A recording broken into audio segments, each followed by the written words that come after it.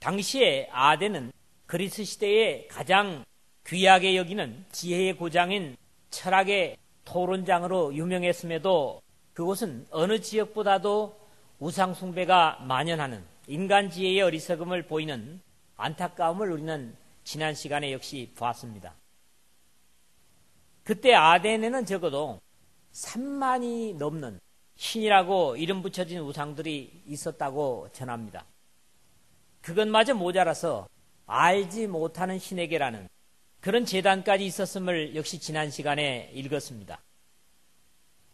하나님을 떠난 인간은 지혜를 사랑한다고 하면서도 그 인간에게서 난 지혜는 오히려 참 하나님을 등지게 하는 어리석음으로 가게 만들기 때문에 차라리 몰랐더라면 차라리 무식하고 단순함만 못한 것을 깨닫게 됩니다.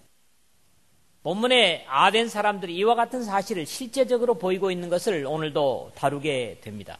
차라리 이들이 애시당초 철학이라는 것을 몰랐더라면 오히려 바울이 전하는 참 하나님을 받아들이고 영원한 생명을 얻었을 것임에도 저들의 쓸데없는 호기심, 하나님의 구원의 진리를 전하고 있는 바울을 향해서 이 말쟁이가 무슨 말을 하고자 하느냐 하고 혹은 이르되 이방신들을 전하는 사람인가 보다라는 어처구니 없는 반응을 보였고, 안타까운 바울은 너희가 알지 못하고 위하는 그것을 내가 너희에게 알게 하리라 하는 선언과 함께 지난주의 말씀을 생각을 했었습니다. 그러므로 오늘 읽은 내용은 바로 사람들이 진정으로 위하여야 할 참 하나님과 그분은 오히려 사람들에게 섬김을 받음으로 존재하는 힘없고 무력한 신이 아니라 오히려 천지를 창조하시고 사람의 생명의 길이와 삶의 터전을 정하시고 그 사람들에게 소용되는 모든 것을 주시면서 모든 인류가 더듬어서라도 이 창조주요 구세주이신 하나님을 발견하기를 기대하실 뿐만 아니라 구만리장천에 멀리 계신 분이 아닌 우리와 가까이 계신 분이심을 증거하고 있습니다. 이렇게 지혜로우신 하나님이시기 때문에 사람의 기술과 고안으로 지은 신전에만 갇혀 계신 분이 아니고 금이나 돌에 새길 수 있는 분이 아니며 아덴 사람들처럼 알지 못해서 여태껏 묵인하셨지만 이제는 심판의 날을 작정하시고 회개하라는 경고를 주셨을 뿐만 아니라 예수 그리스도의 죄를 위해서 죽으셨다가 다시 부활하심으로 변명치 못할 증거를 보여주셨기 때문에 나중에 나는 알지 못했다 하는 그런 변명을 할 수 없다고 하는 선언을 하고 있습니다. 이러한 철학을 신봉하는 사람들에게 그들이 이해할 만한 철학적인 설교를 하였음에도 이 아덴에서 바울을 통한 예수 그리스도에 관한 복음을 받아들이는 사람들은 어디에서 복음 선포를 한 것보다도 작은 성과를 거둠으로써 역시 땅의 지혜를 구하는 사람들에게 복음은 결국 미련한 것임이 그대로 나타나고 맙니다.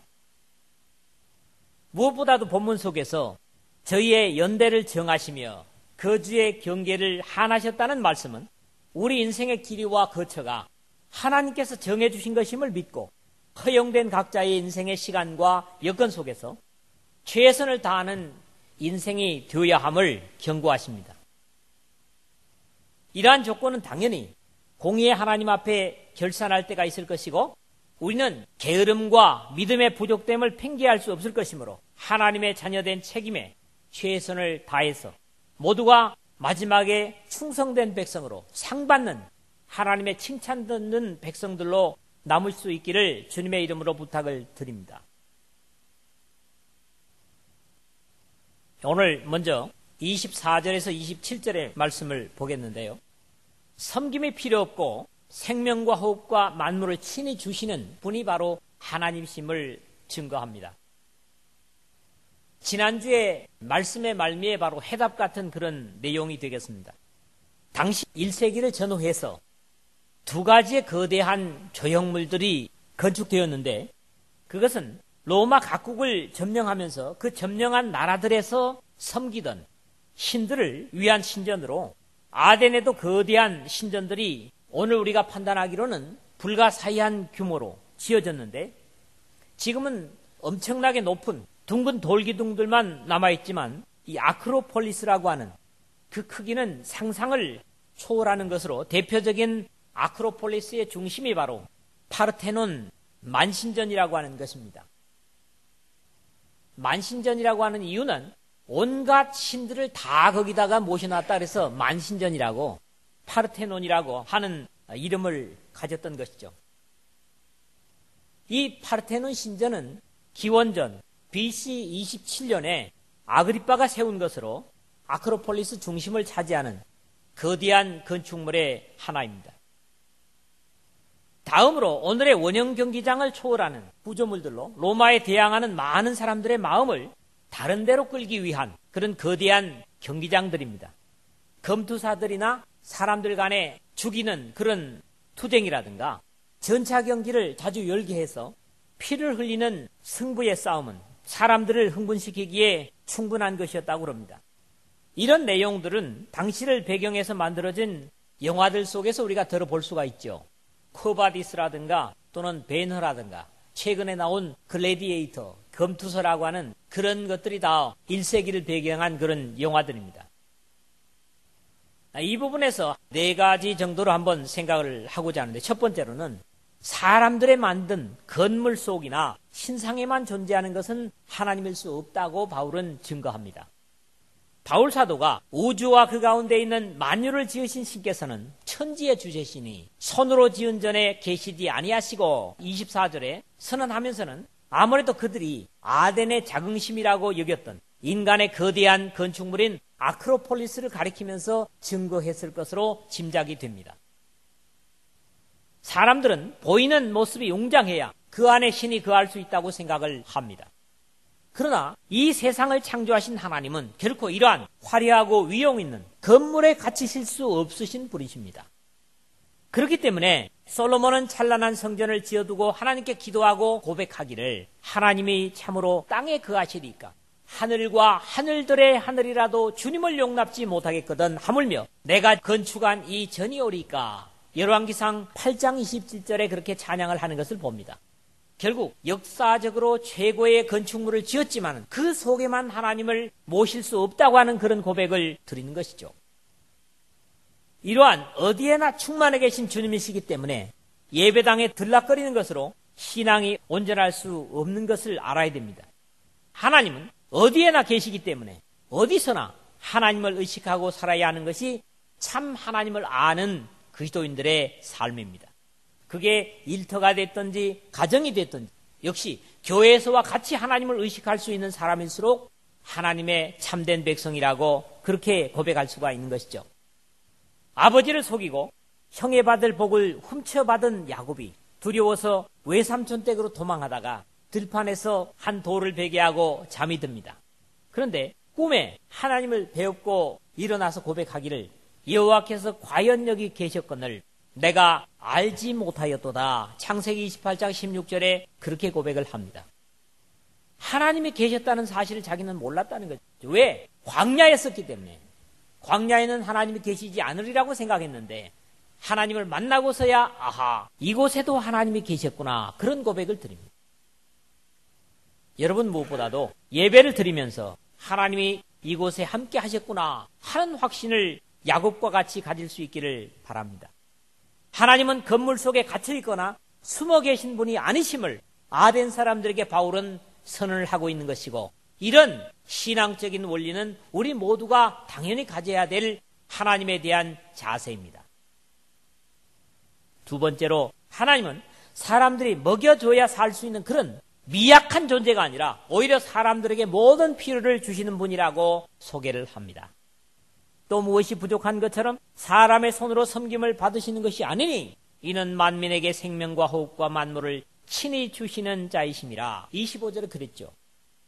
사람에 의해서 먹여지고 보살핌을 받아야 존재할 수 있다면 그것은 엄밀하게 집에서 기르는 강아지나 또는 가축과 다름이 없는 힘없는 존재일 것입니다. 하나님은 그런 존재가 아니십니다. 대만 사람 엘리바스는 사람이 어찌 하나님께 유익하게 하겠느냐, 지혜로운 자도 스스로 유익할 따름이니라.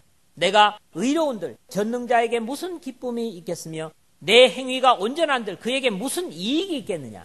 욥기서 22장 2절 3절에 그렇게 고백을 하죠. 사람의 가치가 하나님께 의미가 없음을 고백하고 있습니다.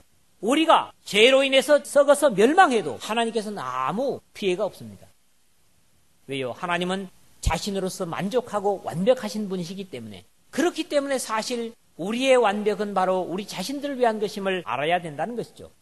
하나님께서는 시편 기자를 통해서 이는 삼림의 짐승들과 천산의 생축이 다 내 것이며 산들의 새들도 나의 아는 것이며 들의 짐승도 내 것이미로다. 내가 가령 줄여도 내게 이르지 않을 것은 세계와 거기 충만한 것이 내 것이미로다. 시편 50편 10절에서 12절에 그렇게 말씀을 하십니다.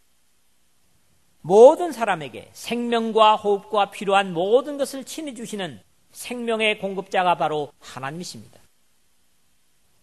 우리가 하나님 앞에 시간을 드리고 예배를 드리고 물질을 드리는 것은 이 지상 속에서 하나님의 일을 하고자 하는 것이고 또 하나님의 은혜와 사랑을 나누고자 하는 그런 역할일 것이지, 그것이 있어야 하나님께서 영광되고 또 하나님께서 필요한 것을 채우시는 분이 아님을 우리는 알아야 됩니다.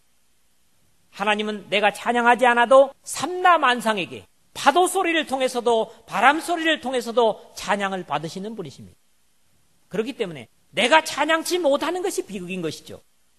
반대로는 그렇기 때문에 내가 찬양의 대열에 있음을 감사드려야 됩니다.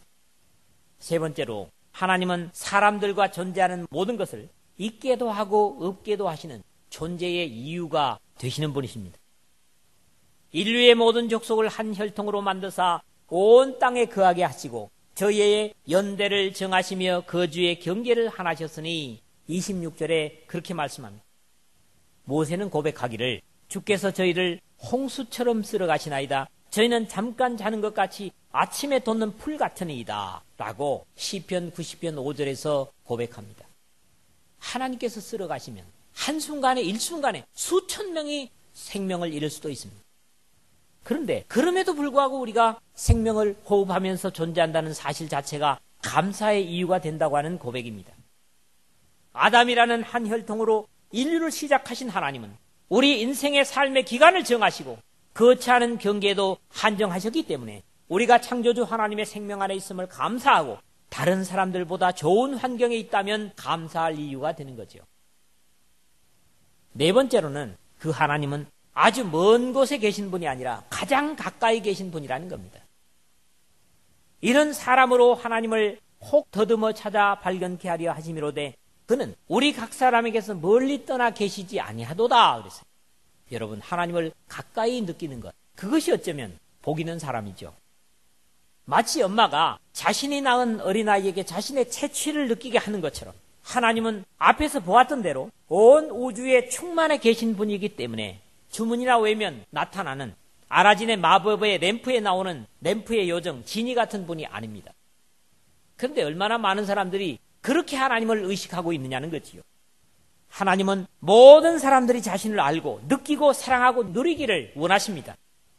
사람으로 하나님을 혹 더듬어 찾아 발견케 하려 함이로되 그랬는데요. 거듭나지 못한 사람은 사실 어떻습니까? 영적으로 시각장애자들이나 다름이 없기 때문에 더듬어서라도 발견케 하려 하심이라고 표현하고 이미 루스드라에서 바울은 같은 증거를 한 바 있습니다.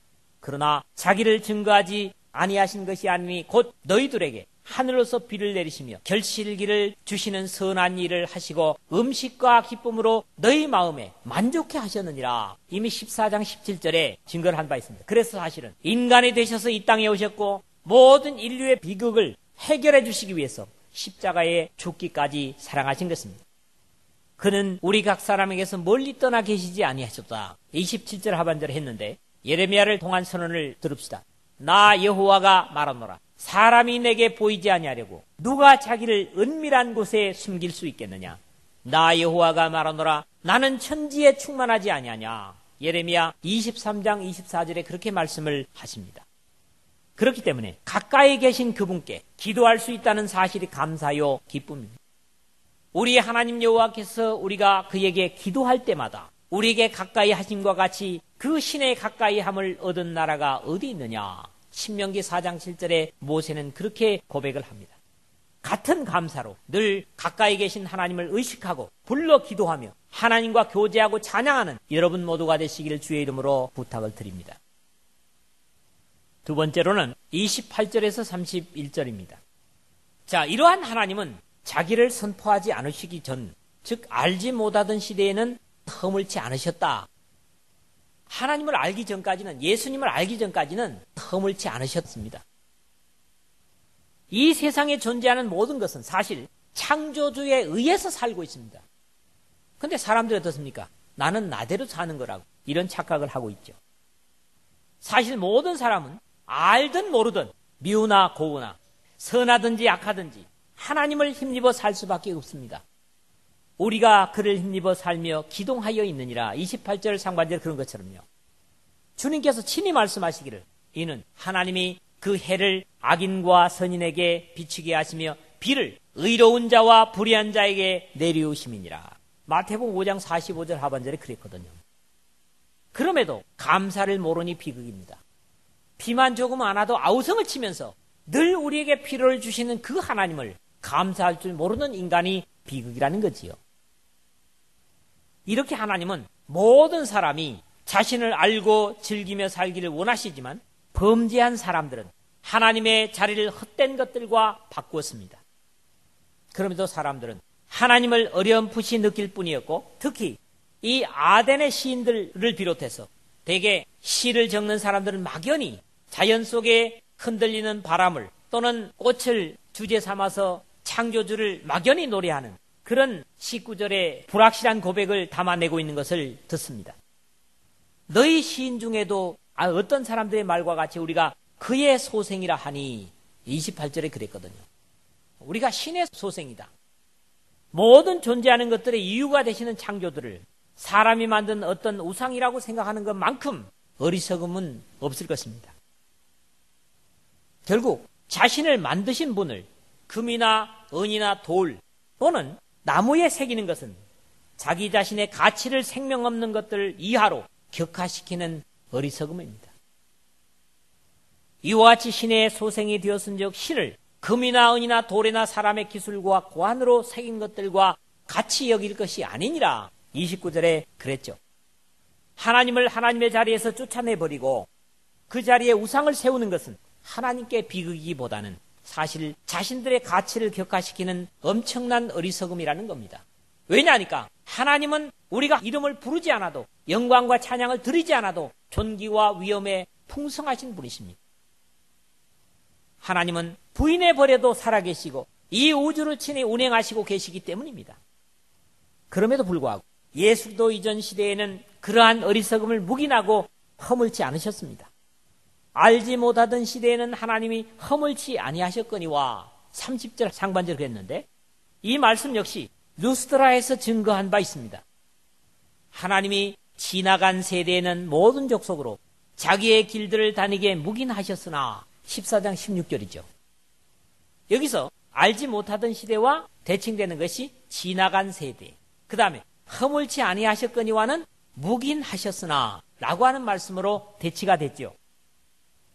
물론 하나님은 자연을 통해서 자신을 충분히 증거하셨고 모든 자연을 신이라고 생각하는 에피쿠로스나 스토아 철학자들처럼 하나님을 막연히 알고 표현하였지만 이제는 모든 사람들로 변명치 못할 분명한 증거를 바울을 통해서 이 아덴에까지 증거하고 계신 것입니다. 그러므로 이제는 어디든지 사람을 다 명하사 회개하라 하셨으니 이는 정하신 사람으로 하여금 천하를 공의로 심판할 날을 작정하시고 그랬는데, 하나님께서 말씀하시지 않으신 것을 들추어서 책망하시거나 형벌하시는 하나님이 절대로 아니십니다.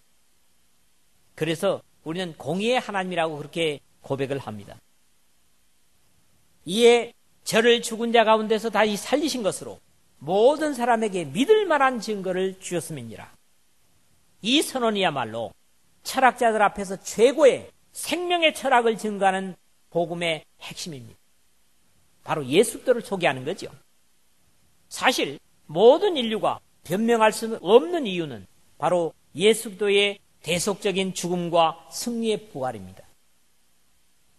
이 땅에 우리와 똑같은 몸을 입고 오셔서 인간의 모든 슬픔과 고통 그리고 저주와 죽음을 친히 맛보시고 그럼에도 범죄치 않으실 뿐 아니라 우리의 모든 허물을 친히 감당하심으로 모든 사람으로 핑계치 못할 증거를 주셨습니다. 우리에게 있는 대제사장은 우리의 연약함을 체휼하지 아니하시는 자가 아니요 모든 일에 우리와 한결같이 시험을 받은 자로되 죄는 없으시니라는 히브리서 4장 15절의 말씀이 그렇죠. 이런 이유에서 이제 다시 오실 주님 앞에 아무도 핑계치 못할 것입니다.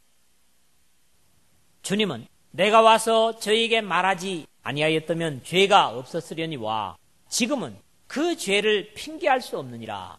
요한복음 15장 22절에 그렇게 직접 증거하셨습니다. 그러므로 믿음의 삶을 사는 우리 모두는 핑계를 준비하기보다는 하나님 앞에 뭐라고 변명할까를 준비하기보다는 순종으로 감사와 찬양을 준비하는 우리 모두가 되어야 할 것입니다.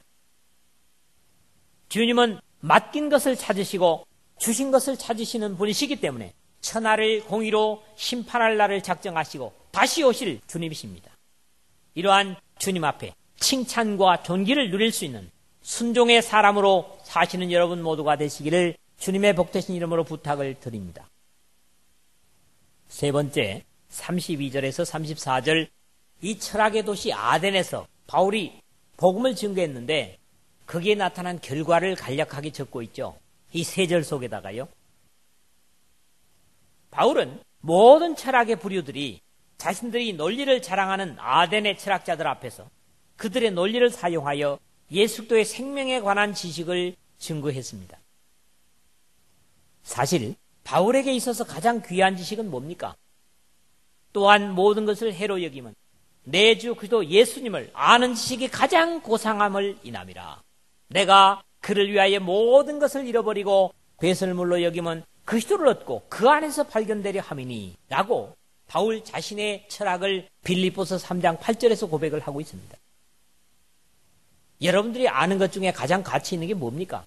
바울과 같이 이렇게 예수님을 아는 것이 나의 가장 귀한 가치입니다. 이렇게 고백할 수 있겠습니까? 이런 바울의 소신 있는 복음 증거도 이 철학자들의 귀에는 생명의 철학이 되지를 못합니다. 바울의 메시지가 부족해서가 아니라 저들의 먼저 가지고 있는 세상의 초등학문이 결국 생명의 복음을 거부해 버리기 때문이었습니다. 이런 입장에서 본다면 저들의 명철함이 오히려 해가 되는, 그것도 영원히 해가 되고 있는 것을 보는 것입니다. 저희가 죽은 자의 부활을 듣고 혹은 기롱도 하고 혹은 이 일에 대하여 내 말을 다시 듣겠다, 그렇게 32절에 말하는데 여기 기롱도 하고, 기롱이라는 말은 입술을 삐죽이다 또는 조소하다, 조롱하다, 하나님의 진리에 대해서 조롱을 했다는 거예요.